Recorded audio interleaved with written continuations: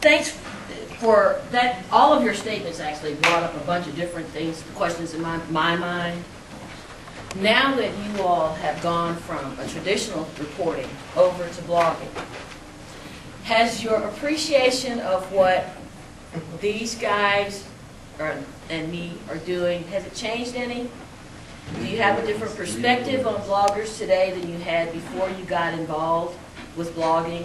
Well, we started, I mean, we've been around for 2 or 3, I think 2006, somewhere around there. So we started, and it was real rough. I mean, because I wasn't sure how to balance, all right, I need to get, my reporting done so that I can fill up the newspaper tomorrow. I mean, that has to be the bottom line when it comes to a newspaper, at least at the very beginning. So, you're sitting there saying, well, I've got 10 calls to make. I can't sit around and come up with, 4 paragraphs on something else and 2 other, news releases that come out.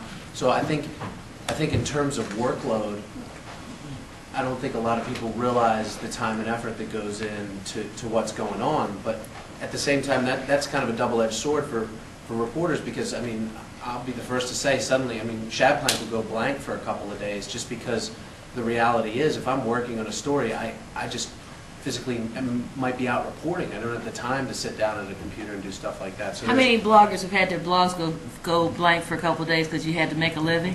Oh, no. Yeah, I'm not trying to say it's any. I just mean in terms of the balance. Yeah. So I mean, it's definitely given me perspective on, hey, it's not just a couple of paragraphs, and there is, a lot of groundwork that goes with this. And I think a lot of it was communicating that to my bosses as well, because you have people who are like, well, we need to drive hits, and I'm like, well, I'm not just going to throw up every, crappy news release I get from, any random person. You've got to make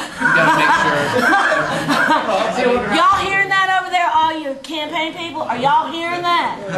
I just want to make sure y'all hearing that. Well, sometimes you do. I mean, it depends on the day, but I mean, it really is an experiment. I mean, I don't pretend to have any, grand plans or grand scheme. I just try and make sure that we're interesting and we're relevant.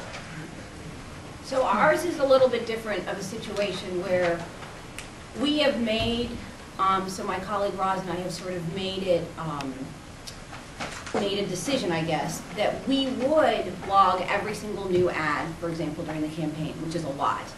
We would announce every new policy. I mean, I really hope that, but unlike Kimball, I mean, I have help. I really hope that we were sort of a one-stop shop kind of thing. That was our goal, that we would be a one-stop shop for a lot of the news. Like if there was news happening on the campaign, and I'm using that as an example, but we write about other stuff that's not campaign related, that you could go there and find it. And of course, we here, it's not just press releases. Obviously, we have been here a lot of stuff, and we write about those things.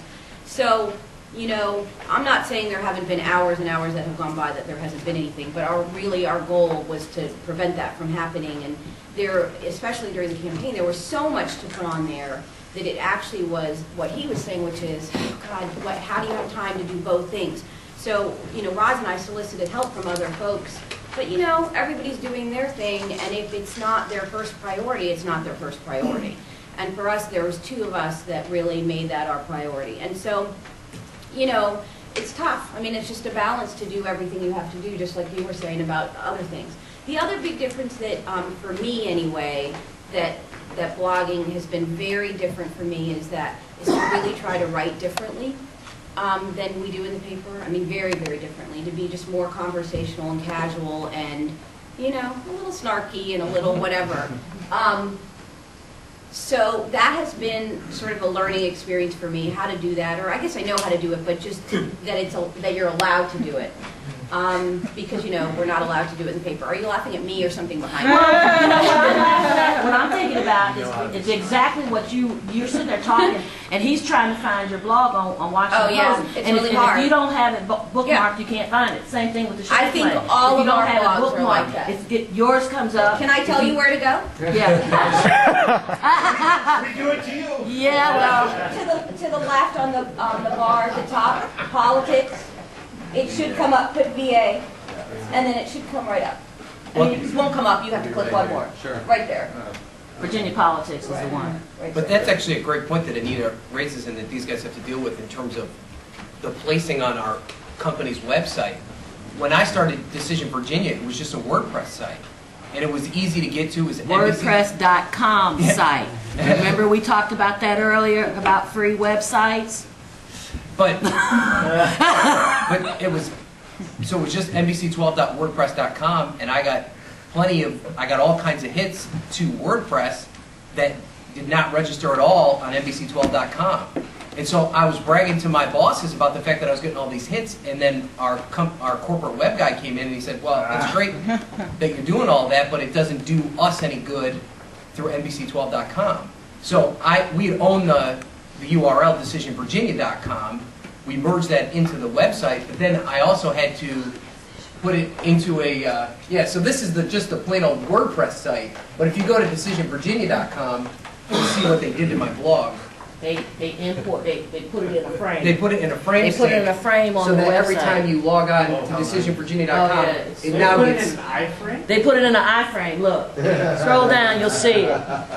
I never go there that way. Right, and that... No, as you can see, I never do either. Right, no, and so this is the... So I try and drive people to decisionvirginia.com because that's where I get credit on NBC12.com. And there's also a link on the NBC12 main page. But it looks so much better just in the regular WordPress site. And I actually had a different template for it when it was on the regular WordPress site before they hijacked it and put it in here, and I had to change the template. So I'm still dealing with that in terms of the presentation of it because it doesn't look good there. I'll be the first to admit it. But I think that's another thing that we deal with from a corporate perspective is that we still have to make money. and just like they're losing readers on the print version, we're losing viewers on television. We're hoping that at some point there's going to be a tipping point that the internet can fill some of that void. So we've got to do this right.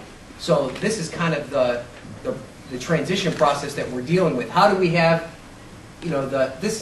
this looks like your blogs, well, somewhat like your blogs, and I think that's why people like it, is because it has more of that organic blog feel to it as opposed to the corporate NBC12 presentation, but then I don't get the NBC12 credit for it. So that's one of the things, that's the conversation we're having in our newsroom, how we bridge those two gaps and still come up with a product that everybody is happy with.